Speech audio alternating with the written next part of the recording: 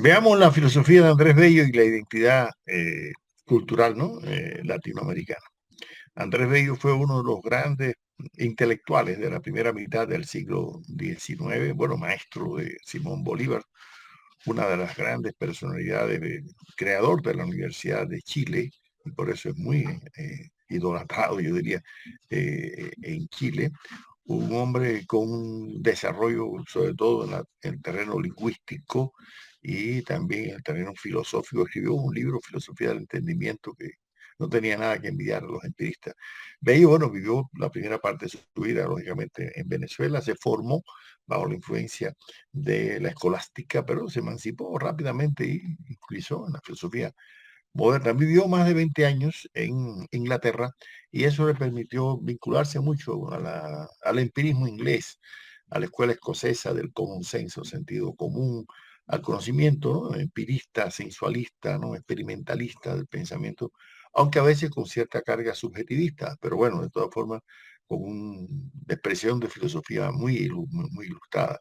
Luego regresó a América, pero para trasladarse a Chile, donde vivió los últimos años de su vida, y a Bello se le considera una especie de libertador cultural de América Latina, se le llama, ¿sí? Porque su obra en el plano, por ejemplo, del derecho, su código civil fue como prácticamente reproducido para todos los países de América Latina. Sus estudios de lingüístico, de idioma, de defensa del idioma español, tuvieron una significación muy grande, ¿no? Fue un hombre realmente extremadamente culto, ¿no? Ahora, el siglo XIX latinoamericano, en lo que a las corrientes filosóficas se refiere desde que comienza, ¿no? Ya vimos que venía del pensamiento ilustrado. Esa ilustración latinoamericana se mantiene durante las 3 o 4 décadas, ¿no? Del siglo XIX, no es que permanezca solamente en el siglo XVIII, ¿no? Y habíamos dicho en videos anteriores que la ilustración constituye una especie de fermento catalizador, ¿no? De las potencialidades que demandaba la preparación ideológica, ¿no? Del proceso independentista. Pero ya no solo el proceso independentista, el inicio de la vida republicana va a necesitar mucho de hombres ilustrados, ¿no? Como Bello, ¿no? En este caso, como Juan Bautista Alberti en Argentina, ya hemos hablado de José Luis Mora en México, bueno, José de la Luz y Caballero acá, bueno, en caso de Cuba no había logrado la independencia, pero también en esa primera mitad del siglo XIX. Lo cierto es que lo que predomina en el orden filosófico en América Latina en esta primera mitad del siglo XIX como herencia, ¿no? Del pensamiento ilustrado del XVIII es el sensualismo, el empirismo, el racionalismo, ¿no? Que se va a tratar de ir organizando y que son el preámbulo del positivismo que va a venir después, ¿no? Un positivismo sui generis que vamos a estudiar posteriormente, que tiene otras características distintas al positivismo europeo. Pero la ilustración había dejado mucho culto a la ciencia, ¿no?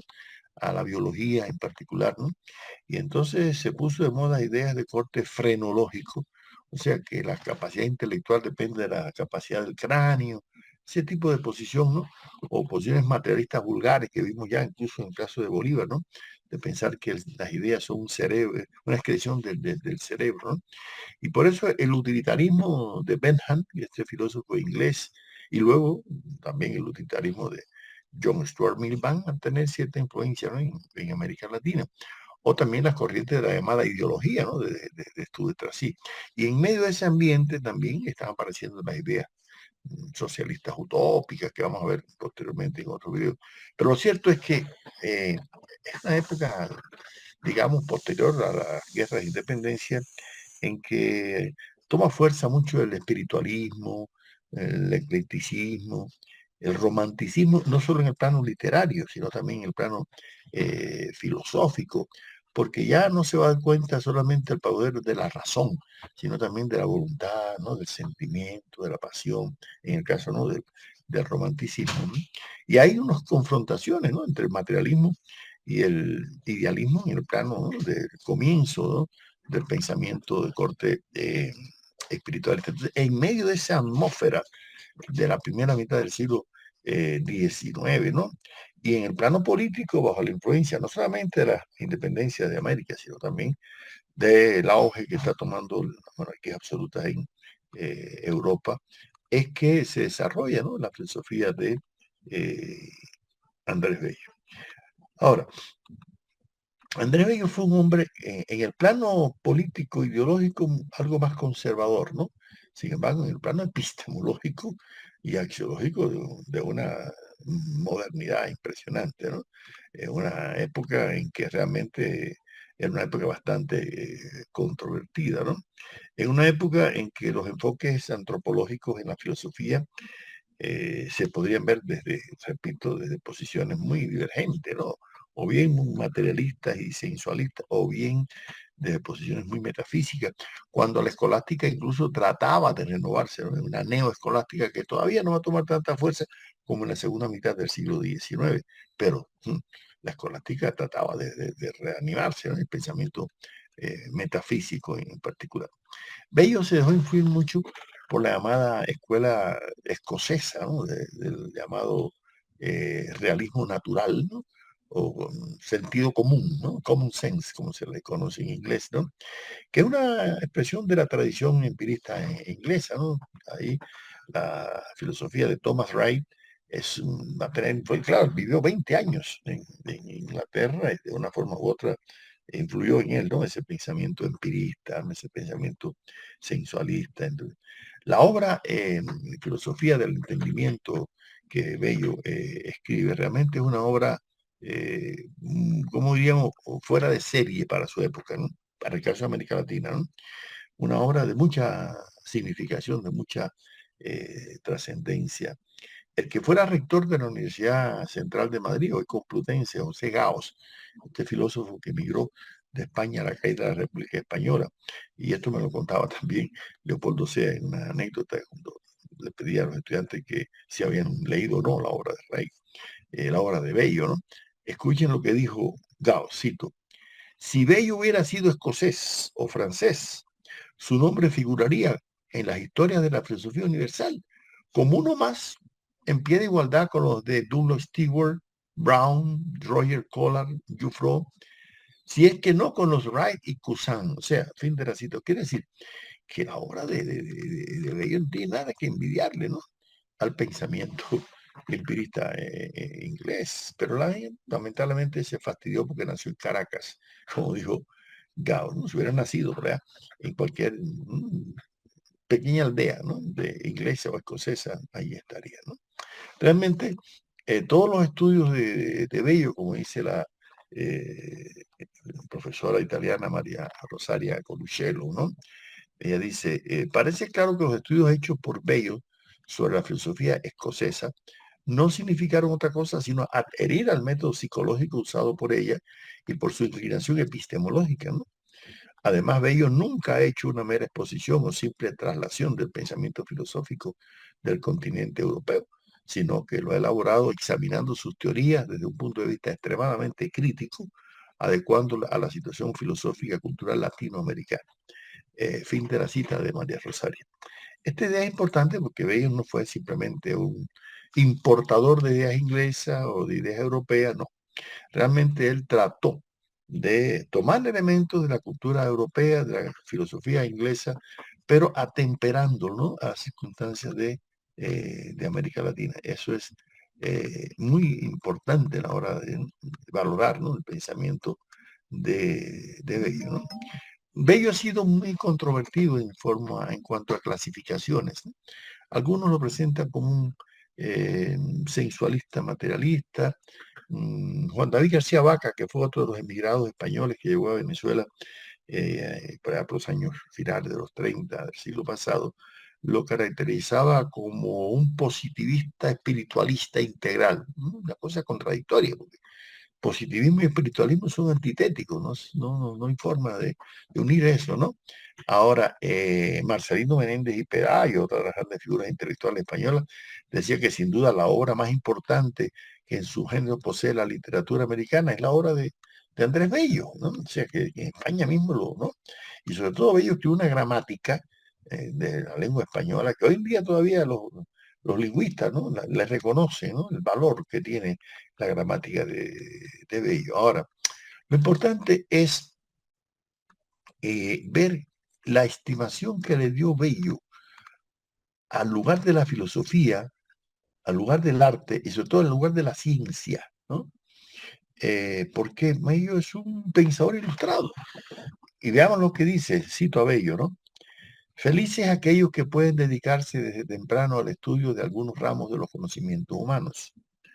Todos tienen sin duda sus hechizos y sus ventajas, desde la poesía, que por sus brillantes cuadros conmueve y mueve la imaginación, hasta la metafísica, que nos hace conocer los resortes secretos de nuestra inteligencia, desde la historia que nos desarrolla las revoluciones de los imperios y los progresos de la civilización, hasta la filosofía, que perfecciona las facultades intelectuales y nos hace amar la verdad.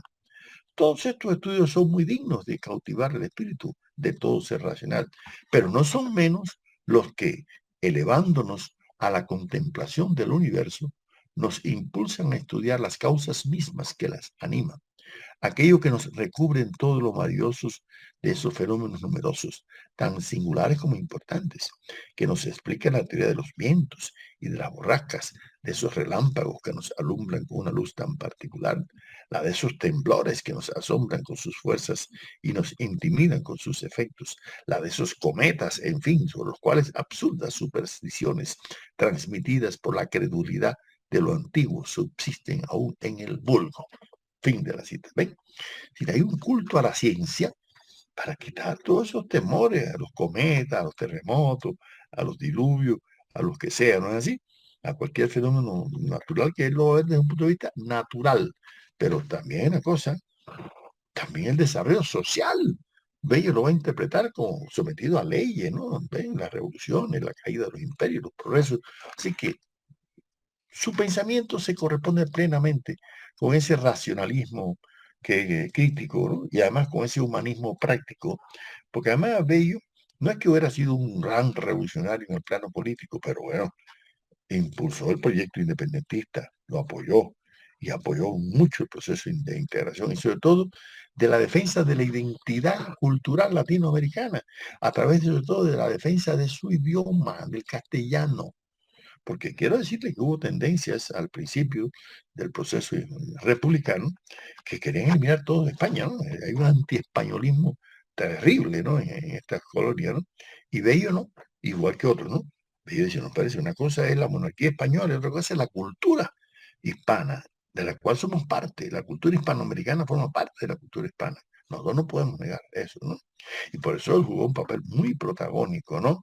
En esas defensas, ¿no? De la cultura y de la lengua española. Hubo que como llegaron a proponer que se enseñara inglés, ¿no? En las escuelas, ¿no? Y que se abandonara el español, ¿no? Como si antes el inglés fuera a sustituir el latín, imagínense ustedes, ¿no? Pero Bello no, Bello defendió y ganó la pelea, ¿no?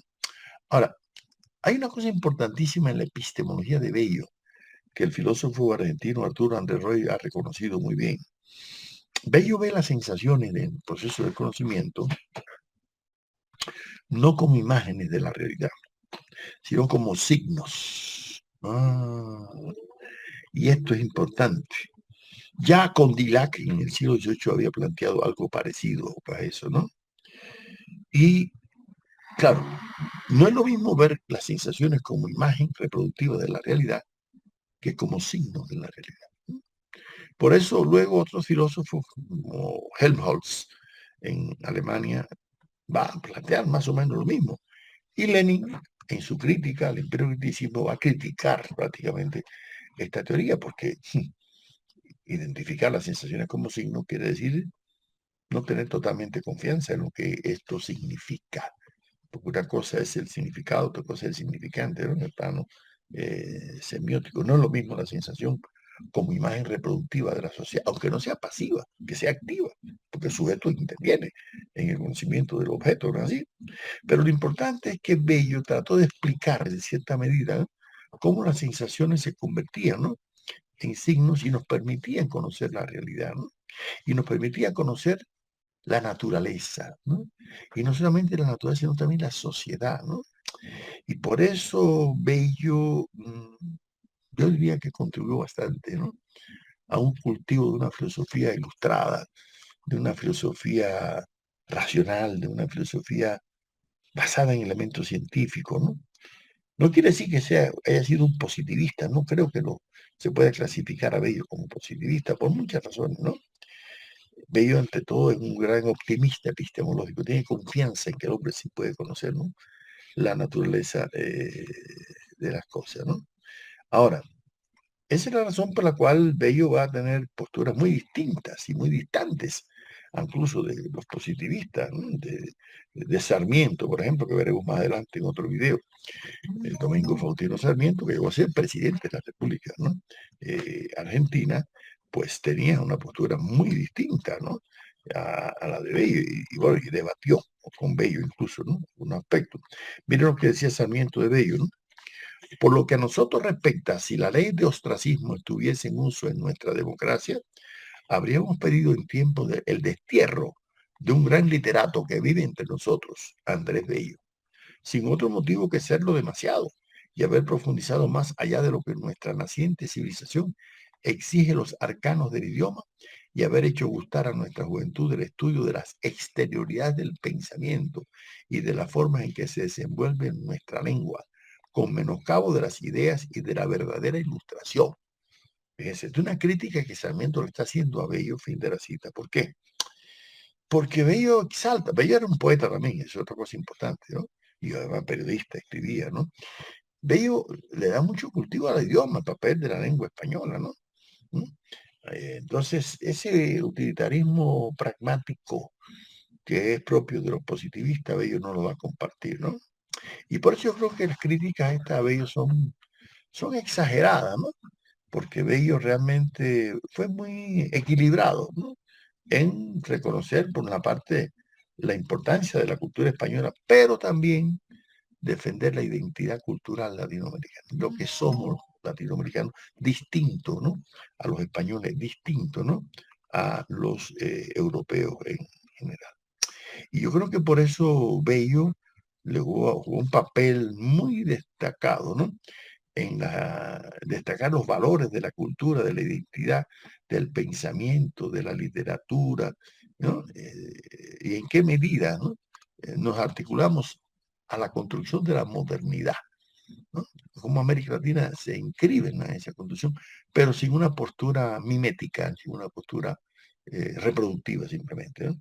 Antonio Scocozza, un profesor italiano que ha dedicado su vida también a la obra de Andrés Bello, que tiene un magnífico libro sobre Andrés Bello, decía, cito: su esfuerzo, además del aprendizaje, fue el no cometer el error de trasladar soluciones culturales avanzadas a una realidad que se presentaba cultural y políticamente retrasada, entre comillas, ¿no?, claramente frenada por el yugo colonial, sino imponer en posición dialéctica y de comparación experiencias culturales, sociales, ideales diferentes, haciendo que se relacionaran, aprovechando la raíz común, sin renunciar nunca a la diversidad, a la peculiaridad, que se convierte en un elemento que contempla una nueva experiencia cultural occidental, la americana. Fin de la cita. Esta cita del libro de Antonio Scocozza es muy buena para comprender que Occidente, en definitiva, amplió su radio de existencia con el mundo latinoamericano, ¿eh? Claro, con el mundo también norteamericano y canadiense lo hizo también, pero América Latina, y a través de estos intelectuales como Andrés Bello y como otros que vamos a seguir viendo en estos videos, forman parte también de la cultura occidental, pero no como reproductores simplemente, no como calcadores, no, no, no, no, no, no. En realidad, Bello es uno de aquellos que, al defender, ¿no?, las posturas filosóficas más modernas y sin caer en el ateísmo, sin caer en posturas no recalcitrantes, al contrario, Bello es representante de cierto humanismo cristiano, ¿no?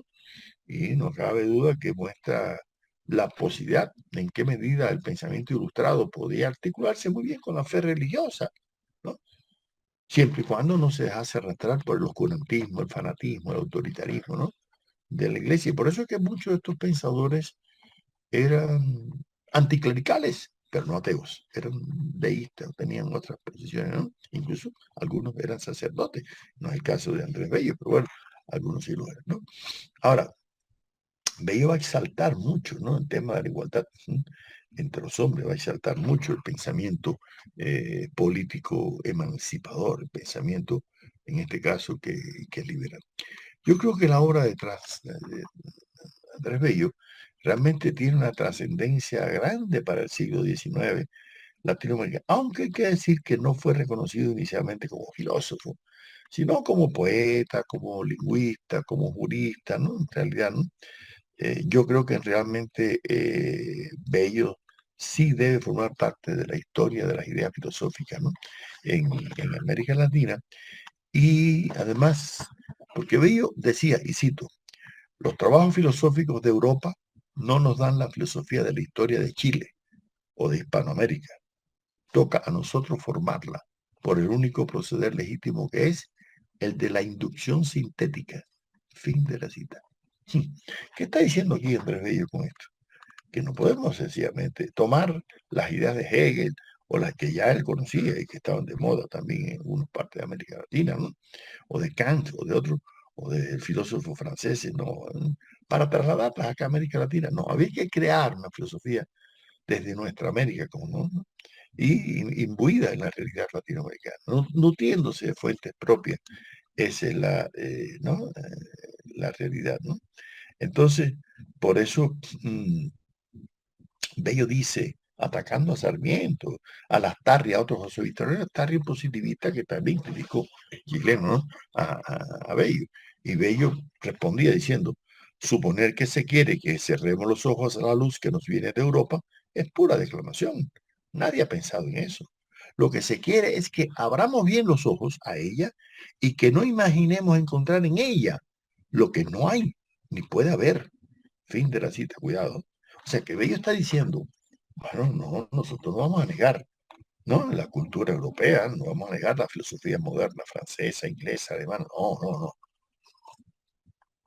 La vamos a usar, pero cuidado, ella no nos da respuesta a los problemas de América completamente. Tenemos que generar pensamiento propio desde América Latina para enriquecer la cultura occidental. En definitiva, la cultura filosófica occidental se va a enriquecer como se ha enriquecido, ¿no? Con los aportes de filósofos y de pensadores latinoamericanos, ¿no? Yo creo que Bello, que le apostó mucho a la educación, y por eso fue un prócer de la educación chilena, ¿no? Hoy en día uno visita Chile y se impresiona las estatuas que hay ahí en la Universidad de Chile, ¿no? Que parece un gran Buda, eh, homenajeando al filósofo intelectual, ¿no? Que fue Andrés Bello. Hoy en día existe incluso un convenio Andrés Bello, auspiciado por la República Bolivariana de Venezuela, que incluye varios países de América Latina y que promueve la cultura latinoamericana, la identidad, la historia, etcétera. La obra de Bello es una obra colosal, no vaya a pensar que es una pequeña obra y se ha ido publicando, ¿no? Parcialmente, ¿no? Sí, Bello fue realmente un ilustrado en el pleno sentido de la palabra, ¿no? Y además un hombre que enalteció mucho la cultura latinoamericana, ¿no? Él decía, cito, las ideas de un pueblo se incorporan con las ideas de otros pueblos y perdiendo unas y otras su pureza, lo que era al principio un agregado de parte discordante, llega a ser poco a poco un todo homogéneo que se parecerá bajo diversos aspectos a sus diversos orígenes y bajo ciertos puntos de vista presentará también formas nuevas. Fin de la cita. Bueno, yo creo que ahí esto expresa más o menos lo mismo que decía el etnólogo cubano Fernando Ortiz, la transculturación, ¿no? O sea, los pueblos aprenden uno de otro, pero van formando nuevas culturas, no reproducen así, de una forma mecánica, ¿no? No, no, no, no, al contrario, ¿no? Y eso da lugar en una época de cristalización de la identidad nacional, política y cultural latinoamericana, ¿no? Esta es la época en que están surgiendo los primeros presidentes, como el hondureño José Cecilio del Valle, que decía que la América toda era su patria y por lo tanto se van a identificar mucho con toda la América y no solamente con su país aislado, en este caso Honduras. Y por eso en un momento en que estaban surgiendo, como hemos dicho, los conceptos de Hispanoamérica, Latinoamérica, Iberoamérica, etcétera, cualquier labor como la de Andrés Bello mm, podría ser muy útil a ese rescate, ¿no? De la herencia cultural latinoamericana. Y Bello siguiendo la tradición de Miranda y la tradición también, la idea de su discípulo, porque Bello era 2 años nada más mayor que Bolívar. Bolívar decía que era 2 años nada más mayor y ya era su maestro, así le llamaba Bolívar, ¿no? A Andrés Bello. Incluso Bolívar quiso que Andrés Bello viniera para la Nueva Granada, para Colombia, ¿no? Como ministro de Educación o de Cultura, algo así, pero ya Bello se había embarcado, ¿no? Para Chile, que lo habían pedido, ¿no? Yo creo que Bello es uno de los precursores de la independencia cultural de Hispanoamérica, ¿no? Y por eso se ha llamado el libertador de la intelectual de América, ¿no? Yo creo que Bello vio en la cultura latinoamericana la necesidad, ¿no? De que América se integrara.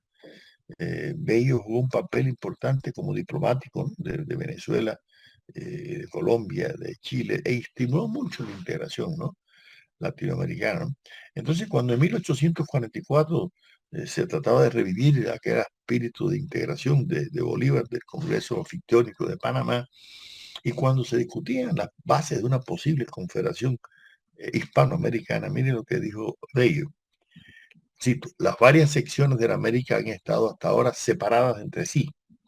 Sus intereses comunes le convidan a asociarse y nada de lo que puede contribuir a este gran fin desmerece. La consolidación de los gobiernos, de los hombres de Estado y de los amigos de la humanidad. ¿Qué relaciones de fraternidad más estrechas puede concebirse que las que ligan a los nuevos estados americanos entre sí? ¿Cuándo ha existido en el mundo un conjunto de naciones que formasen más verdaderamente una familia? Hasta ahí llegó la cita. Yo creo que Bello está diciendo algo que ya Miranda había planteado. Tenemos más identidad entre sí, entre nosotros, que los pueblos europeos. Los pueblos europeos tienen infinidad de idiomas, nosotros tenemos básicamente dos, el español y el portugués. Segundo, tenemos una comunidad predominantemente católica, no protestante, no ortodoxa como pasa, o anglicana como pasa en Europa. Sin embargo, miren, existiendo más identidad entre los pueblos latinoamericanos, no se justifica que no haya una integración, ¿no? Entonces, por lo tanto, Bello planteaba un optimismo extraordinario respecto a la posibilidad de una integración de los pueblos latinoamericanos, ¿no? Y no solamente producto de unas decisiones políticas, ¿no? Sino también como una necesidad de identidad cultural. Decía Bello, cito, no ha faltado quien crea que un considerable número de naciones colocadas en un vasto continente e identificadas en instituciones y en origen, a excepción de los Estados Unidos, en costumbres y religión, formaran con el tiempo un cuerpo respetable que equilibre la política europea y que por el aumento de la riqueza y de la población y por todos los bienes sociales que deben gozar a la sombra de sus leyes, den también con el ejemplo distinto curso a los principios gubernativos del antiguo continente. Fin de la cita. Aquí aparece una idea importante también, que ya la vimos en Bolívar y que la vamos a ver en Martí. Equilibrio del mundo. O sea, que la independencia de los pueblos de América Latina equilibra internacionalmente, ¿no? Las fuerzas políticas y las fuerzas económicas, ¿no? Cuando allá se estaba dando las monarquías absolutas en Europa, acá estábamos creando repúblicas, creando democracia, ¿no? Entonces yo creo que las reflexiones de Bello sobre el proceso independentista era realmente muy abierto, muy, ¿no? Enaltecedor, ¿no? Y entonces realmente por eso Bello va a tratar de conformar, ¿no? Una idea de patria que corresponde a la nueva época republicana. Escuchen, citemos, dice Bello. Sentimos también mucha repugnancia para convenir que el pueblo de Chile, y lo mismo decimos de los otros pueblos hispanoamericanos, se hallasen tan profundamente envilecidos, reducidos a una tan compleja anonadación, tan destituidos de toda virtud social, como supone el señor Lastarria. La revolución hispanoamericana contradice sus acertos. Jamás un pueblo profundamente envilecido, completamente anonadado, desnudo en todo sentimiento virtuoso, ha sido capaz de ejecutar los grandes hechos que ilustraron las campañas de los patriotas, los actos heroicos de abnegación, los sacrificios de todo género con que Chile y otras secciones americanas conquistaron su emancipación política. Y el que observe con ojos filosóficos la historia de nuestras luchas con la metrópoli, reconocerá que sin dificultad. De lo que nos ha hecho prevalecer en ella es cabalmente el elemento ibérico. La nativa constancia española se ha estrellado contra sí misma en la ingénica constancia de los hijos de España. El instinto de patria reveló su existencia a los pechos americanos y reprodujo los prodigios de Numancia y de Zaragoza. Los capitanes y las legiones veteranas de la Iberia transatlántica fueron vencidos y humillados por los caudillos y los ejércitos improvisados de otra Iberia joven, que abjurando el nombre conservaba el aliento indomable de la antigua en la defensa de sus hogares. Nos parece, pues, inexacto que el sistema español sofocase en sus gérmenes las aspiraciones del horror y de la patria, de la emulación y de todos los sentimientos generosos de que nacen las virtudes cívicas. Hasta ahí, fin de la cita. Ahí ve uno un optimismo, vamos a decir, revolucionario en Andrés Bello, ¿no? En que se puede enfrentar las adversidades, ¿no? En que se puede lograr una emancipación política, en que se puede enaltecer la cultura latinoamericana, ¿no? Y ponerlo a la altura del mundo, ¿no? ¿No? Por eso Bello veía que el proceso independentista era el preámbulo, ¿no? Para un proceso posterior. Y lo vuelvo a citar, dice Bello. Para la emancipación política estaban mucho mejor preparados los americanos que para la libertad del hogar doméstico. Se efectuaban dos movimientos a un tiempo, el uno espontáneo, el otro imitativo y exótico, embarazándose a menudo el uno con el otro en vez de auxiliarse. El principio extraño producía progresos, el elemento nativo dictaduras. Nadie amó más sinceramente la libertad que el general Bolívar, pero la naturaleza de las cosas le avasalló, como a todos. Para la libertad era necesario la independencia y el campeón de la independencia y fue y debió ser un dictador. Aquí lo está usando el término dictador en el mismo sentido que ya explicamos anteriormente en el otro video, cómo Bolívar utilizó la palabra dictador en el mismo sentido del derecho romano, que era por un periodo breve de 4, 5, 6 meses poner orden en el Senado y por eso eliminar el Senado. A eso se llamaba dictadura. No tiene nada que ver con las dictaduras fascistas, ni la dictadura del proletariado, nada de eso, ¿no? Esa es la realidad, ¿no? Lo importante es que aquí está Bello encontrando unos elementos de posibilidad de emancipación, ¿no? Bello decía, cito de nuevo, en la América, al contrario, está pronunciado el fallo de la destrucción sobre el tipo nativo. Las razas nativas indígenas desaparecen y se perderán a la larga de las colonias de los pueblos transatlánticos, sin dejar más vestigios que unas pocas palabras naturalizadas en los idiomas advenedizos y monumentos esparcidos, a que los viajeros curiosos preguntarán en vano el nombre y las señas de la civilización que les dio el ser. Bueno, aquí, fin de la cita. Aquí de ello, claro que parte de un criterio. Las razas indígenas desaparecen. Bueno, la historia ha demostrado que no han desaparecido, al contrario, han crecido, ¿no es así? Aunque hubo un genocidio extraordinario, ¿no? Ahora, Bello lo que está tratando en esta perspectiva, ¿no es así? Es en qué medida estos pueblos van incorporando al idioma castellano su propio lenguaje y se va construyendo un discurso literario, filosófico, político, pero también una lengua común, ¿no? Eh, latinoamericana. Todavía el término latinoamericana no se va a usar en la época de Bello, ¿no? Eso va a ser unas par de décadas después, ¿no? Pero el orgullo que siente Bello, ¿no? Por toda esa cultura latinoamericana, por la lengua, por el idioma, por la literatura, por la arquitectura, por la artesanía, ¿no? Entonces, Bello decía, cito, no han faltado quien crea que un considerable número de naciones colocadas en un vasto continente e identificadas en instituciones y en origen, y a excepción de los Estados Unidos, en costumbres y religión, formaran con el tiempo un cuerpo respetable que equilibre la política europea y que por el aumento de riqueza y de población y por todos los bienes sociales que deben gozar a la sombra de sus leyes, den también con el ejemplo distinto curso a los principios gubernativos del antiguo continente. Fin de la cita. Bueno, aquí uno puede ver cómo Bello trata de enaltecer la riqueza, enaltecer, ¿no?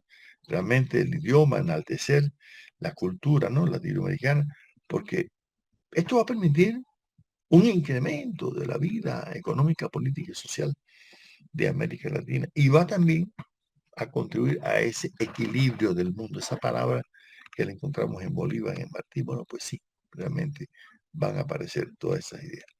Yo creo, para ir concluyendo, que la obra filosófica, política, literaria, lingüística de Andrés Bello es expresión de lo más auténtico del pensamiento humanista práctico latinoamericano, del periodo postindependentista, del periodo republicano, ¿no es así?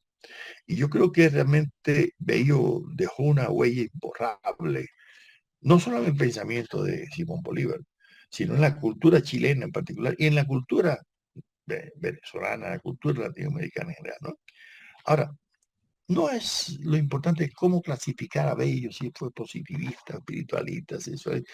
Bueno, puede haber todos esos elementos. Lo importante es en qué medida Bello fue un hombre de su tiempo, trascendió a su tiempo, es un clásico de la cultura latinoamericana y por eso las ideas de él deben ser estudiadas, reconsideradas, valoradas, porque yo creo que Bello contribuyó notablemente no solamente a gestar nuestra independencia política, engendrando en las ideas de su alumno Simón Bolívar ideas emancipadoras, sino también enalteciendo la cultura y la identidad latinoamericana.